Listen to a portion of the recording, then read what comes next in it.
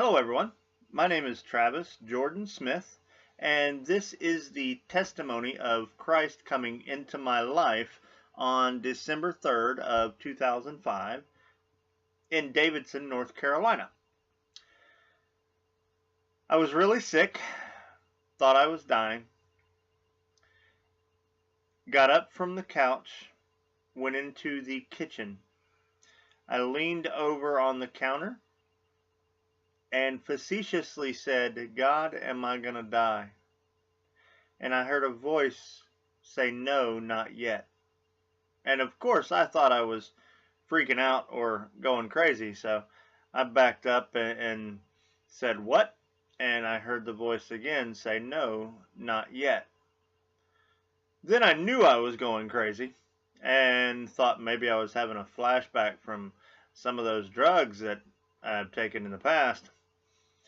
So I went towards the bathroom and washed my face and make sure that I wasn't hallucinating. If you know anything about drugs, hallucinations always affect the optical nerves and make you see things in a mirror about yourself, like your face melting and that kind of thing. It's a little weird. So when I came out of the bathroom after figuring out that I was not hallucinating, I walked down the hall back towards the kitchen to get the Kool-Aid that I was pouring. And it was like somebody hit me in the back of the knees with a 2x4, and I just fell to my face, flat on my face. I don't mean I got down on the ground. I don't mean I sat down or knelt down on the floor. I literally fell to my face. The next thing I recall is there were pictures, like little flashcards, in my mind's eye, in my head. It was kind of like those little Viewmasters that we get kids, and they have the little clicky thing. It looks like a pair of binoculars that you look through, and it shows little images. And it all flashed really, really quick before my eyes. Everything that I have ever done wrong in my entire life. Didn't take very long, but everything that I had ever done wrong went from all the way from when I was a child, all the way through my entire life, right up to the current time. Some of those things were pushing my mother when I was a kid, sitting down and having a conversation with my mother and telling her that I could shoot her in the head and it would not bother me. Rest her soul, she passed away a few years ago. Anywhere from the drugs that I've done to being unfaithful to my wife. For I was not a real good guy. A liar. I was a good liar.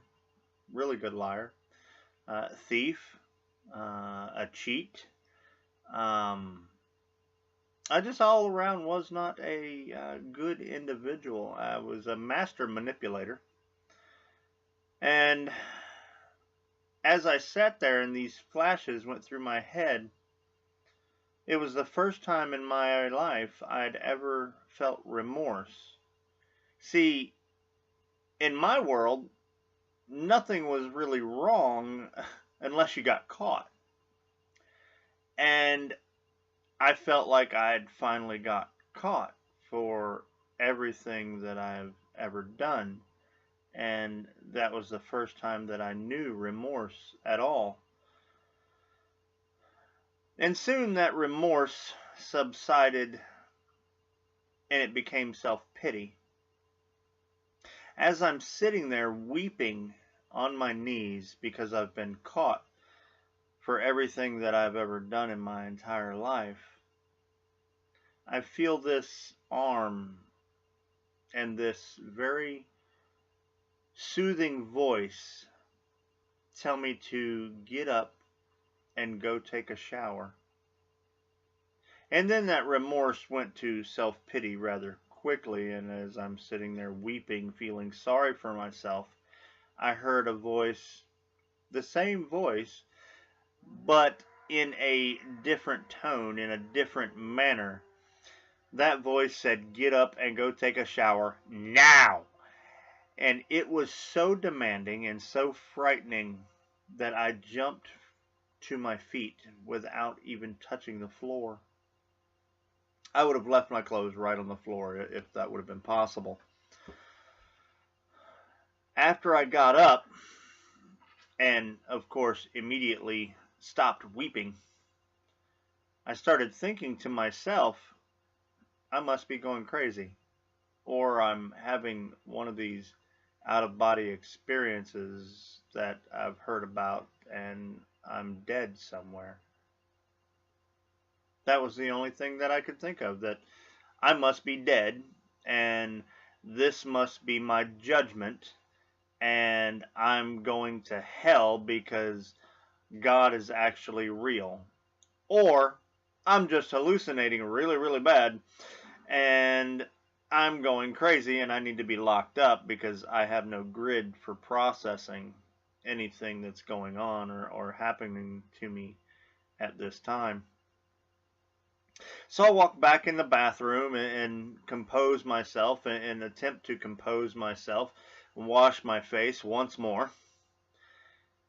And I look at that shower and I think to myself, there's no way I'm getting in that shower, because if I do, and if I'm not dead, then I'm going to die as soon as I get into that shower. So there's no way I'm going to do that. So I walk back out of the bathroom and I walk around my house, pacing around my house, just wondering what in the world's going on, what in the world's going on. And I just have this overwhelming sense that I got to go and get in that shower, that nothing is going to go forward from here until I go and take a shower.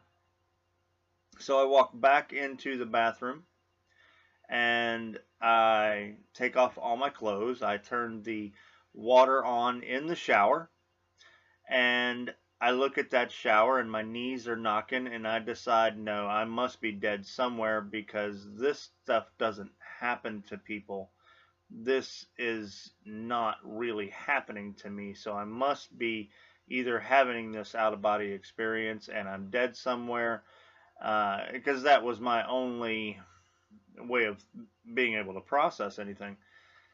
So as I am nude, I start walking around my house looking for my body, looking under the bed, looking in closets, opening up the little laundry doors in the hallway. I'm looking everywhere. I cannot find my body anywhere.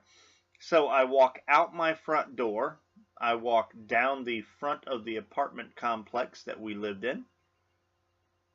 It was not a really big apartment complex, but there was probably about 12 units, 8 to 12 units in one floor of the building, and it had 2 floors on both sides. So it was a decent size, and it had 3 buildings. My mother happened to be the apartment manager at the time. My wife and mother had gone shopping that Saturday, and I walked down the front of those apartments back to the parking lot, which we happen to be sitting on the main road of those apartments. It was on Beatty Street in Davidson, North Carolina. And when I walked back over to the parking lot, I was looking around my truck. Mind you, I was totally nude. I walked around my truck, looking in my truck. I'm still looking for my body somewhere, because I'm convinced that I must be dead, and I'm having this supernatural experience that cannot be explained in my own way of thinking. I can't find myself anywhere, dead or alive, so I walk back into the house, and would you know that nobody ever said they saw some naked guy running around an apartment complex in this little college town. So I walk back into the house, and I walk back in, and I go into the bathroom, and I look at this water still running. So I stick my hand in the water as to test it and see if it was okay, and see if there was anything going to happen to me. My knees are shaking. I'm scared absolutely to death. I tell this experience to people and they say, "Oh, how cool," and this kind of thing. And I want to tell you that no, it wasn't cool at all. It wasn't nice. Uh, there wasn't anything good about it at all. I thought I was dying when I was sick from pleurisy. I had a head cold on top of that. I was spitting phlegm into a cup on the floor just before this happened to me, just in case I was dead or I was dying, and my wife would be able to figure out why, just in case maybe the CDC needed to know or something. Like I said, I was a fairly ambiguous individual in my marriage and in my life. So I'm standing here in front of this shower thinking to myself, as soon as I get in the shower, if I'm not dead, I'm going to die. And from what I just saw in my head, I must be going to hell, because there's nothing else to explain this, but this must be God. So I decide, well, I'm going to get it over with. And I decide to get into the shower. Shower curtain wide open. And the floor wasn't even wet. Go figure. I get into the shower. I tilt my head back into that shower as to wash my hair. And Christ comes into my life and starts talking to me at the speed of thought. The very first thing that he asked me was if you could have anything that you wanted, and you knew without a shadow of a doubt that you would receive it, what would that one thing be? And he asked me if you could ask the Father, because there was this whole like he was standing there for me, with me, kind of thing. That I was being judged, but he was my advocate to the Father. And I remember saying, $1 million in a lockbox under my bed. And then immediately I said, my bad, that would be greed. That was the first time I've ever repented of anything in my entire life. After that, I got out of the shower. I didn't even dry off. I got out of the shower. I was blessing the shower with my hand, as I am Christ now, and Christ is in me, and we're talking to each other. I was speaking out loud in tongues, blessing my shower, and got out of my shower and started blessing my house like I was cleaning my house. And I was cleaning my house with my hand, just waving my hand over and just cleaning everything in my house, and had this real holy and very spiritual experience that I wasn't able to process in my own knowledge. So it was the most frightening yet most beautiful experience that I've ever had. When I was walking around my house, I found this cross. I had a business doing turnkey services for the apartment community that we lived in. And I found this cross that I did not know at the time was a crucifix with a little plastic Jesus on the front of it. And I picked up this cross, looked at Jesus, took him off the cross, broke him in half, threw him in the trash can, and then walked around this house, still nude, mind you, blessing my house with this cross, speaking in tongues and rebuking things that are in my house. I now know that to be the demonic, and rebuking the demonic in my house and in my life. And it wasn't me that was rebuking these things, it was the Holy Spirit within me. It was Christ in me, the hope of glory. So I'm walking around the house and I'm rebuking these things and I'm cleansing my house. And I have this mirror laying down, well, not laying down, but propped up against the wall in my kitchen, where I first heard God tell me that no, I wasn't going to die yet. And I walk in front of this mirror and I look in the mirror and I see myself as perfect. Literally, all my teeth, everything about me is perfect. There's no blemish, no nothing, no bags under my eyes, as you can see. I looked at myself nude, standing there in the mirror, and I saw myself as perfect. I now know that that is how God sees us when we accept Christ truthfully in our hearts. He doesn't see the fleshly person that we have become through our lives, but he sees who he made, and his creation was perfect. Until, well, of course, the fall of man, which everybody knows about all that, but that's a whole different story for another time. So, I see myself as perfect, and then I continue to walk around my house after that and bless my house, and Christ and I have this conversation going on in my head for an estimated few hours. Then all of a sudden I hear the phone ring, and when the phone rings, I pick it up, and it's my wife on the other line telling me that she is back from shopping and she'll be home in just a few minutes. So the first thought in my head is, she's gonna think I'm crazy, I better get dressed.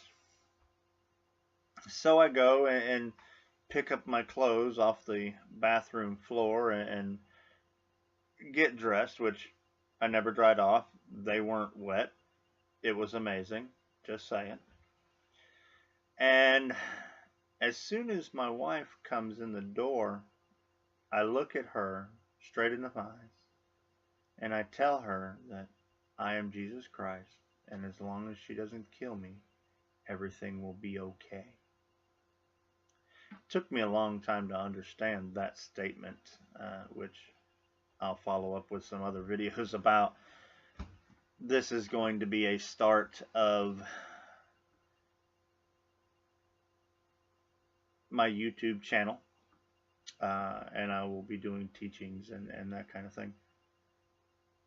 My wife, of course, was raised Catholic, so she immediately took 2 steps back from me and told me I shouldn't say that because God is going to strike me dead. And so I had to go up to her and I grabbed her hand and said, come look, and I'm very, very excited about all of this that is happening, and Christ is still talking to me in my head, and I'm just very, very excited about everything that has happened. And I take her over to that mirror that I saw myself perfect, and when I looked in the mirror I still saw myself as perfect, although I was dressed now. And I said, look, don't you see? And she looked at me like I was crazy and said, no, I see you. But no, don't you look, don't you see Jesus? And again she says, no, I see you. And then she proceeded to go back over to my mother's house and tell my mother that I've done lost my mind and I think I am Jesus Christ. And she need to call somebody because I'm going crazy. Well, my mother told her that it's her problem now that she married me, basically. When she left, I sat down on the couch. I closed my eyes, leaned back, and immediately opened my eyes again, and I was myself. I was no longer Christ speaking to me at the speed of thought. I had my own thoughts back in the same manner. I wasn't speaking back and forth in a conversation kind of mode. Um, that was the bulk of the experience that I had. As soon as I woke up, I had to go get my wife, and I had to tell her about this amazing experience that I'm now explaining to you. I told her about the entire experience, the being naked, the baptism, the whole 9 yards, broke it all down for her, and told her, no, I don't think that I'm Christ anymore. Just FYI, no, I am not Jesus. Just put it out there. I was intervened on the behalf of with God. Christ came into my life, and he was my advocate to the Father for everything that I've ever done wrong. And I don't know how to thank him. There's no words that I can thank him with. This is my testimony, and there are many more messages to come. Thank you for listening, and peace be with you. Love and blessings.